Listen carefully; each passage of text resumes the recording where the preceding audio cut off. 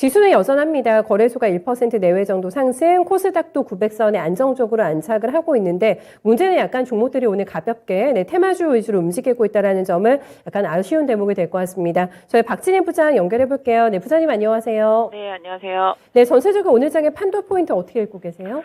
네, 오늘 시장 키포인트는 바로 두 가지죠. MSCI 지수에서 러시아 퇴출 하는 부분 결정된 부분이랑요. 연준이 이번 금리 인상을 25bp 정도 할 것으로 예상이 되는 부분들, 이런 부분들이 발단이 되면서 시장 전체적으로 낙폭과대했던 종목들 위주로 강하게 오르고 있습니다. 유가도 110불대 넘어섰지만 오히려 시장에서 그동안 피해를 봤었던 종목들 위주로 해서 좀 강한 흐름이 좀 나타나고 있고요. 시총 상위 종목들 쪽으로도 고르게 수급이 좀 들어오고 있습니다. 또한 이제 뭐 야당이 이제 합당 얘기까지 좀 나오고 이런 단일화 얘기 나오면서 건설주들이라든지 또 원전 관련주들 또 그다음에 정치인 테마주들 해당 관련주들이 좀 강세 흐름이 좀 두드러지는 모습 보실 수가 있겠습니다. 오늘 2차 전지 반도체 중심으로 해서 기술주들 상승세 좀 돋보이는 모습 보실 수가 있겠고요. 그동안 좀 망가졌었던 자동차 섹터주들도 반등 나오는 모습입니다. 상대적으로 그동안 죄송합니다.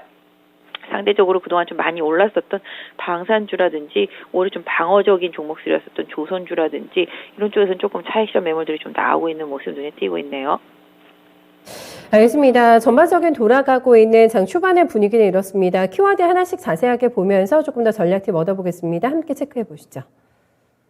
네, 첫 번째 키워드입니다. 오늘 두 가지 핵심 골자라고 얘기를 해주셨던 러시아가 퇴출이 결국에는 됩니다. 네, MSCI 신흥국 지수에서 빠지게 되는데 워낙에 루블화 변동성이 확대가 되고 있고 서방 국가들의 제재가 강화되고 있기 때문에 더 이상 투자의 어떤 대상이 아니다, 투자할 수 있는 상황이 아니다라는 판단하에서 빼기로 결정이 됐습니다. 근데 문제는 우리나라가 또 포함이 되어 있는 게 MSCI 신흥국 편입 지수이기 때문에 반사이익에 대한 기대감이 있습니다. 어느 정도 효과 받을 거라고 보세요? 네, 어제부터 얘기들이 많이 나오고 있습니다. 실질적으로는 퇴출되게 되면은 국내 증시로는 한 8천억 정도 유입이 되고 또 MSCI 지수를 추종하는 일부 패시브 펀드들 자금까지 하면 3조대가 넘어갈 것이다라는 얘기들이 나오고 있습니다.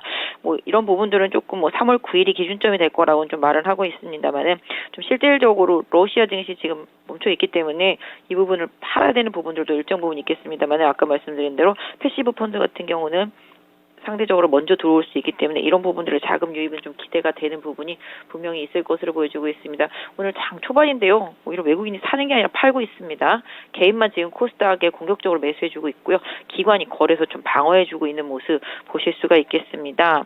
오히려 외국인들은 좀 강하게 올라오니까 매도를 하고 있는 모습이라는 점 염두에 두실 필요가 있겠는데요. 일단 기대감 이런 부분들은 좀 유효한 상황이지만 실질적으로 돈이 들어오는지 여부를 좀 볼 필요는 있지 않겠나 싶고요. 아까 말씀드렸던 오히려 지금 시장의 강세는 연준의 금리 인상 포인트에 좀 맞춰져 있습니다. 50bp 얘기까지도 나오다가 지금 어제 연준의 아시다시피 이제 파월 의장의 청문회 연설에서 보면은 시장 상황을 좀 보겠다. 긴축에 대한 속도도 고민을 해보겠다. 금리 인상을 이번에 하기는 하는데 하고 난 이후에 속도감이라든지 그다음에 긴축의 정도 이런 부분들을 다시 논의한다라는 얘기잖아요. 결정된 부분은 없고 결정하지 못할 수도 있다는 얘기들도 했습니다. 그렇기 때문에 러시아 문제가 오히려 연준의 발목을 잡고 연준의 금리 인상 속도감을 조절할 수 있다는 점이 시장에 오히려 호재로 작용을 하고 있는 모습이죠. 미국의 경제는 탄탄하고 펀더멘탈은 좋지만 대외 변수가 이러하니 우리가 조금 속도 조절을 해줄게라는 의도라고 보시면 좋겠습니다. 또 특히 이제 루블화가 결제가 잘 안 되다 보니까 오히려 달러가 유동성이 좀 많이 필요해지는 상황들도 고려되고 있는 것으로 보실 수가 있을 것 같습니다. 그래서 오히려 연준의 스탠스가 다소 완화적이다, 50bp 아니라 25bp다라는 점이 시장을 또 자극했고 시장에서 이런 점이 긍정적으로 받아들여지면서 오히려 매수세가 좀 강하게 들어오고 있는 모습이고요. 일단 개인들만 매수하고 있다는 점이 좀 아쉽기는 합니다만은 조금 더 공격적인 투자보다는 계속 그동안 분할 매수 저점 방어적인 저점에서 말씀을 좀 드려왔고 낙폭과대주들 계속 매수를 말씀드려온 대로 시장이 순환매적인 측면에서의 강한 흐름이 나타나고 있다는 것을 좀 염두에 두실 필요가 있을 것 같습니다. 네, 러시아 리스크가 분명 우리 시장에 득이 되는 부분도 있고 실이 되는 부분 분명히 있습니다. 나눠서 좀 생각을 해보셔야 될 것 같은데 어쨌든 이렇게 상황이 긴박하게 돌아가게 되면서 연준이 베이비 스텝으로 돌아섰다는 게 가장 큰 호재거리다 이렇게 예상을 해주셨고 8천억 원 정도 자금 유입이 예상이 된다고 하는데 들어와 봐야지도 아는 것이고요. 패시브 펀드 자금 유입에 대한 기대감이 일단 일부 있다라는 점, 수급상의 변화 포인트 감지될지도 저희 같이 확인해 봐야 되겠습니다. 두 번째 포인트 열어보겠습니다. 네, 대형주 움직임이 묵직한데 그동안에 강했던 쪽이 되밀리고 있습니다. 뭐 신재생이라던가 조선 쪽, 이거는 다 러시아 리스크 반영하면서 갔던 쪽이고요. 방산주들도 오늘 힘이 좀 빠진 종목들이 체크가 되고 있는 건데 낙폭이 좀 크게 들어오고 있지는 않은 상황이어가지고 들고 계신 분들 계속해서 홀딩이 좋을까요, 부장님? 일단은 지금은 상대적으로 덜 빠지고 그다음에 이제 뭐랄까요, 상대적으로 좀 강했었던 섹터 쪽들을 더 추가적으로 매수하기보다는 시장이 좀 아까 말씀드린 대로 상대적으로 많이 빠진 쪽들로 좀 눈길이 돌아가 있다라고 보실 수가 있겠는데요. 뭐 오늘 보시면 조선주 좀 약한 모습이죠. 그다음에 엔터주도 조금 차익 실현 매물 나오는 모습 보실 수가 있겠습니다. 그러니까 상대적으로 견조하고 경기 방어적이면서도 유가 상승의 수혜를 강하게 봤었던 섹터주들이 지금 약합니다. 지금 엔터주 마찬가지로 하이브를 비롯해서 다 약세 보여주고 있고 어제 강했었던 고려아연, 풍산 이런 부분들, 그다음에 방산 쪽들 좀 약해지고 있는 모습들이고요. 그다음에 조선주 약해져 있는 모습 보실 수가 있겠습니다. 실질적으로 따지고 보면 유가 강세를 보이다 보면 국내에 있는 모든 기업들 다 피해라고 말씀드렸습니다. 상대적으로 뭐 조선주들 같은 경우 기대감이 좀 크게 좀 올라갔었는데요. 일단 주가 상태로만 보면은 단기적으로 아까 말씀드렸던 대로 다른 종목들보다 빠르게 올라왔고 가격 메리트가 살짝 떨어지다 보니까 매물이 나오고 있다라고 보실 수가 있겠는데요. 뭐 실질적으로 수급만 놓고 본다라면은 현대중공업 같은 경우 추세 유효하고요. 현대미포도 추세 유효하다라고 볼 수 있겠습니다. 그래서 일단 조선주 조정은 받고 있지만 괜찮다라고 말씀을 드릴 수 있을 것 같고요. 방산 같은 경우도 지금 보시면 LIG 넥스원이라든지 그다음에 뭐 한화 에어로스페이스 이런 부분들 조정은 있지만 역시 또 끌고 올라오는 모습 보실 수가 있겠습니다. 아직까지 힘이 있고요. 수급이 빠져나가지가 않았다라는 점 염두에 두실 필요가 있겠죠. 그래서 실질적으로 이런 방어적인 성격의 종목들이 조정은 받고 있지만 추세가 꺾인 건 아니다. 엔터도 마찬가지라고 봐주시면 좋겠습니다. 네, 알겠습니다. 세 번째 포인트 넘어가 보겠습니다. 세 번째 주목하고 있는 부분은 강세가 지속되고 있는 반도체하고 2차 전지 쪽입니다. 특히나 2차 전지 관련주들이 반등이 강하게 나와가지고 저가 매수 가담하셨던 분들이 수익이 단기간 안에 조금 많이 나셨을 것 같고 반도체도 미국장에서 분위기 굉장히 좋았는데 거기만큼은 반영이 되지 않고 있습니다만은 반도체 쪽도 오늘 뭐 양봉 플레이 나오는 종목도 꽤나 눈에 띄고 있습니다. 추세 대응 이쪽은 가능한 쪽이라고 보세요?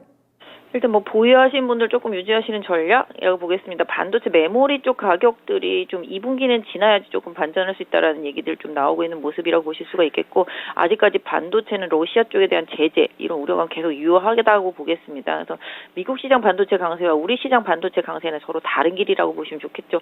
미국은 뭐 러시아랑 상관없기 때문에 오히려 모든 섹터들이 다 잘 갈 수 있는 그런 국면들이 있습니다만은 국내는 역시 러시아 쪽에 만약 수출 제재라든지 이런 부분들 그다음에 자동차 이런 부분들 다 고려해서 본다라면은 다 하나의 연결고리로 수출주들이 되어 있기 때문에 힘든 국면이라고 볼 수 있겠습니다. 다만 궁극적으로 최근에 단기적으로 많이 빠졌기 때문에 기적인 반등으로 일단 봐주시는 전략이 좋겠습니다. 그래서 뭐 섹터주들 같은 경우 중소형주단 코스닥에 있는 종목들 같은 경우는 최근에 하락한 종목들이라면은 한 60일선 부근을 최대 저항대로 보시는 전략이 좋겠고 상대적으로 추세가 제일 강한 섹터주들이 이제 심텍을 비롯해서 이제 기판 섹터들이 되겠습니다. 그럼 기판 섹터주들은 계속 좀 유지하시는 전략.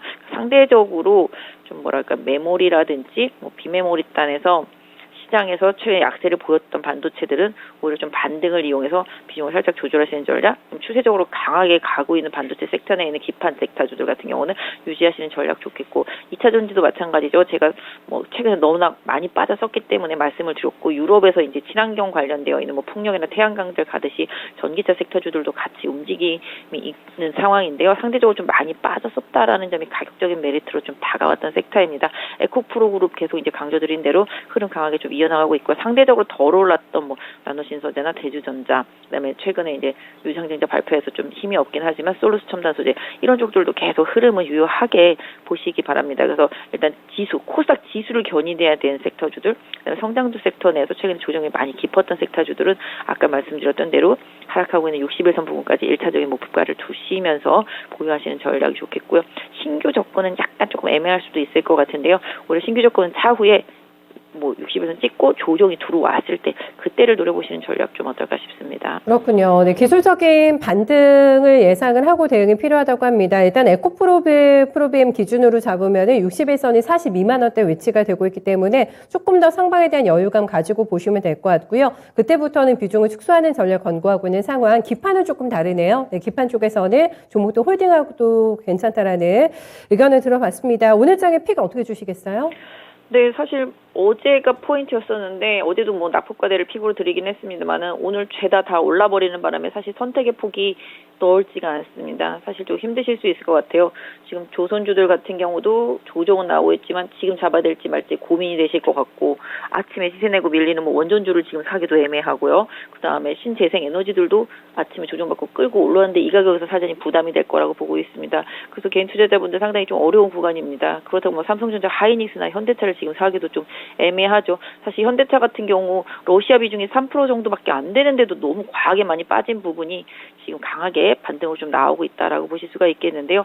이 흐름 자체도 계속적으로 연속성을 가질지 약간 사실 의문이 갈 수밖에 없는 상황입니다. 그래서 오히려 대형주들 MSCI 지수에서 추가로 유입되는 부분들, 패시브 유입되는 부분들 이런 부분에 좀 수혜를 볼 수 있다라면 시가총액 상위 종목군이 될 수 있을 것 같은데요. 대형주들 워낙 못 올랐기 때문에 기술적인 반등은 조금 이어지고 있습니다만은 오히려 공격적인 대형주 접근보다는 오히려 뭐 코스닥 쪽의 개별주들과 본인이 어제도 그제도 말씀드렸습니다만은 본인이 보유한 종목들에 대한 저점 매수 전략 이런 부분들이 좀 필요하겠습니다. 그래서 코스닥의 낙폭과대 반도체 개별주들에 대한 기술적인 반등을 노리는 전략과 뭐 거래소 쪽에서만 놓고 본다라면은 개인적으로는 오늘은 오히려 반등을 이용해서 비중을 조금씩 조절해 놓고 다시 내려오면 재매수하는 전략 이런 부분들이 조금 더 맞다라고 생각을 하고 있습니다. 그래서 개인적으로는 추격 매수보다는 좀 오후장까지 기다려서 변동성을 활용해서 저가에 조금씩 나눠서 분할로 들어가는 전략을 좀 드리고 싶어요.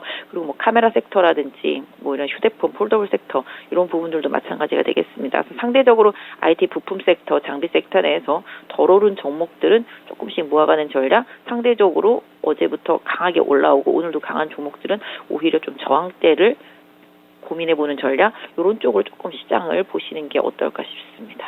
네, 잘 들었습니다. 오늘 말씀 고맙습니다. 네, 감사합니다. 느끼실 것 같아요. 같이 공감하실 것 같은데 신규 진입이 조금 애매하다. 오늘 분위기 보고 네, 이렇게 멘트를 또 해주셨습니다. 내가 가지고 있는 종목 안에서 비중 조절을 하는 것도 중요한 포인트가 될 것 같고요. 계속해서 대형주 거래가 지금 쉽지가 않은 상황이기 때문에 모멘텀을 가지고 있는 낙폭과대 실적은 괜찮은 코스닥에서 좀 종목들 모아나가는 전략 권고해주고 있네요. 지니스 오프닝 픽 박진희 부장과 함께했습니다.